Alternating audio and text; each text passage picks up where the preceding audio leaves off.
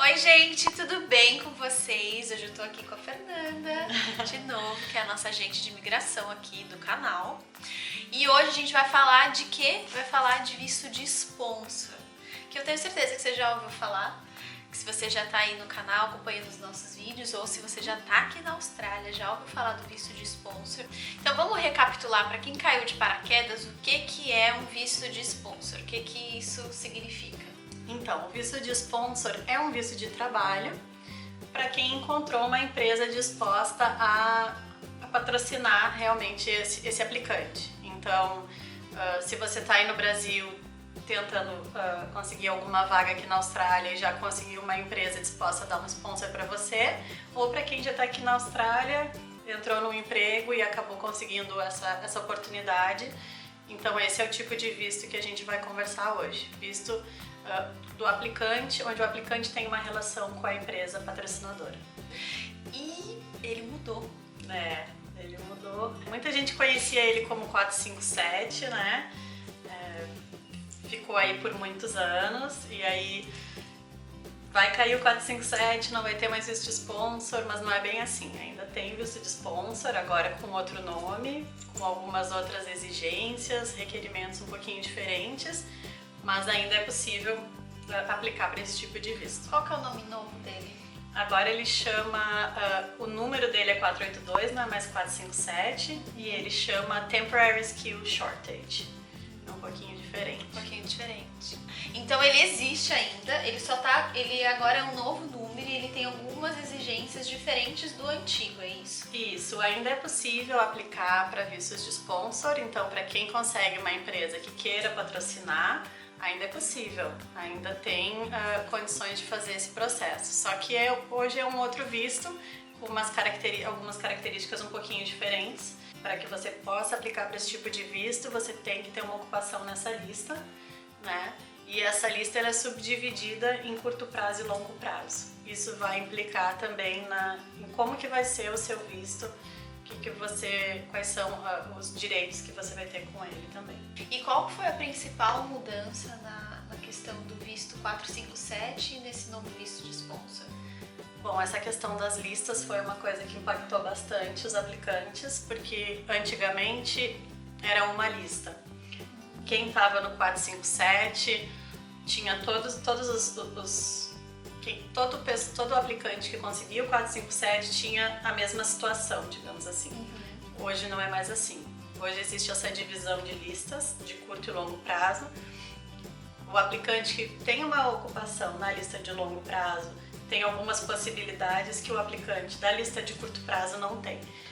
Isso foi uma das coisas que mais impactou nessas mudanças. A lista de longo prazo, ela continua dando a chance de o aplicante virar um residente permanente depois de certo tempo e cumprindo certas exigências. A lista de curto prazo hoje não possibilita mais isso. Então, quem conseguir um visto de sponsor depois de março, né, e por uma ocupação da lista de curto prazo, hoje não tem mais essa possibilidade de aplicar para residência através desse tipo de visto, né? O que o aplicante consegue é renovar esse visto por mais um período, mas a residência não vem através desse caminho como vinha antigamente. Os aplicantes que têm um visto 457 na mão continuam com os mesmos direitos do visto 457. Na verdade, isso impactou mais lá em março, quando aplicantes tinham entrado com a documentação em fevereiro, por exemplo, mas o visto só saiu em abril, depois das mudanças. Então, nesse caso, quem já tinha feito a sua aplicação continua na lei antiga. Mas a partir de março, de uma data específica de março, que foi a data que entrou em vigor essa alteração, aí muda a nova legislação que tá valendo. E quem está na lista de curto prazo, ela não vai conseguir, pelo menos não agora, para um visto de residência. Ela precisa entrar num outro processo de visto para conseguir o visto de residência. É um caminho mais longo, mas é possível. Isso, ainda é possível partir para uma residência, né? A diferença é que esse atalho, digamos assim, que existia pelo visto de sponsor não vai ser mais possível. Então, quem ainda quer continuar na Austrália, né, quer partir para um visto de residência, Aí a gente vai falar de um skill visa, né, por skill mesmo e não mais por esse atalho do visto de sponsor. Fernanda, você acha que agora o visto de sponsor ele tá mais fácil, tá mais difícil? O que você acha? Ele ficou um pouco mais complicado do que era antigamente, né? Por essas mudanças, existem exigências. Hoje, por exemplo, uma dos requerimentos é que o aplicante tenha pelo menos 2 anos de experiência profissional na área depois da formação.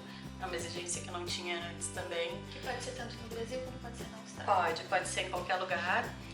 O IELTS, o inglês, né, teve uma leve alteração também. Hoje vai variar de acordo com a lista em que o candidato se encontra. Então, aplicantes da lista de longo prazo vão precisar demonstrar um certo nível de inglês. Da lista de curto prazo, um pouquinho diferente.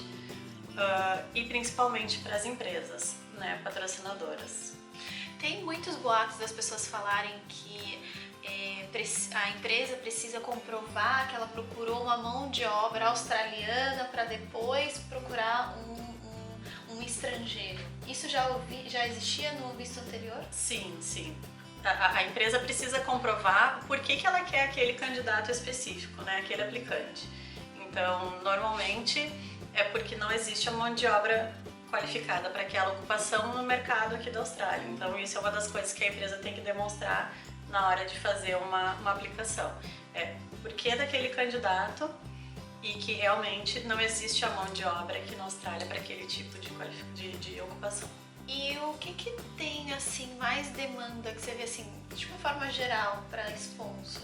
Você vê algumas profissões que entram, que tem maior procura assim? Uma das áreas que eu já vi muitos casos de sponsor aqui é a área de chefe de cozinha. Né? Muita gente ou vem pra cá estudar e acaba conseguindo sponsor, né? Chefe de cozinha pode ser um exemplo. Outras ocupações também que às vezes as pessoas nem imaginam, como carpintaria, por exemplo, né? Profissões mais técnicas, mais especializadas, também tem oportunidade de conseguir esse tipo de visto aqui. Eu vejo muita gente que veio do Brasil e trabalhava em áreas completamente diferentes, trabalhava no banco e hoje em dia trabalha como chefe de cozinha, trabalha na cozinha. Exatamente porque descobriu uma nova profissão que gosta e que também está na lista para um possível sponsor. Isso. Ou um possível skill visa, né? Isso, exatamente. É bem comum. Muita gente acaba mudando de profissão, até pelas oportunidades, né? Aqui tem, de certa forma, um pouco mais de oportunidade em algumas outras áreas, que às vezes no Brasil não tem tanto. E muita gente faz uma mudança de profissão, sim. E aí, às vezes, muito comum, por exemplo, pessoal de administração, né? Que é uma profissão bem difícil de achar alguma coisa para emigrar, por ser muito, muito aberta. E chega aqui e acaba descobrindo que gosta de uma carpintaria, mecânica, chefe de cozinha, enfim. Aí acaba indo para essa área e tendo mais oportunidades até. E o que seria um candidato para um sponsor? O que ele precisa ter para conseguir um sponsor? Então, ele vai precisar demonstrar que ele tem a qualificação necessária para aquela ocupação, que ele tem experiência profissional para aquela ocupação, que ele tem um nível mínimo de inglês para esse tipo de visto. E formação também? Superior? Isso. O processo daí aqui é um pouquinho diferente do visto de skill, né? Algumas profissões não exigem a validação da profissão como no visto de skill. Então, algumas opções, essa avaliação é feita de uma forma diferente, né? Através de comprovação de qualificação, de experiência profissional. De novo, volta específico para cada ocupação. Algumas vão precisar que o candidato tenha um nível um pouco maior, mais alto, outras não tanto. Mas basicamente é isso, comprovar que é qualificado, que tem experiência na área e vai precisar também de um nível mínimo de inglês para conseguir aplicar.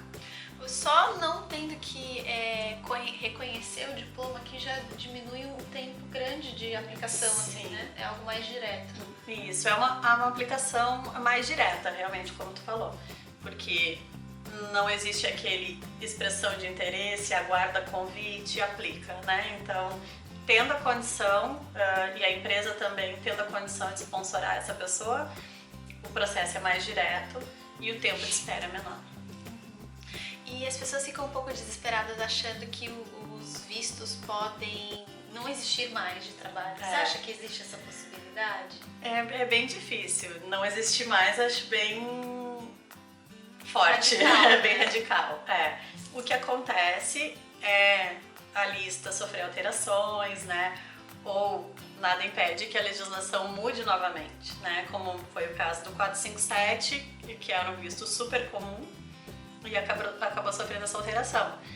Mas os vistos vão continuar existindo aí e é bom. Mesmo porque é o que gera a economia do país, né? Tem muita gente que vem pra cá pra trabalhar, estudar. Com certeza. E a Austrália precisa, né? Isso não tem como negar. Eles precisam de imigrante, então seria muito radical, né, uma medida dessa. Mas realmente eles estão querendo selecionar a mão de obra que está vindo de fora, né? Então esse é o ponto. Eles querem realmente pessoas capacitadas e qualificadas para aquelas ocupações que eles estão precisando.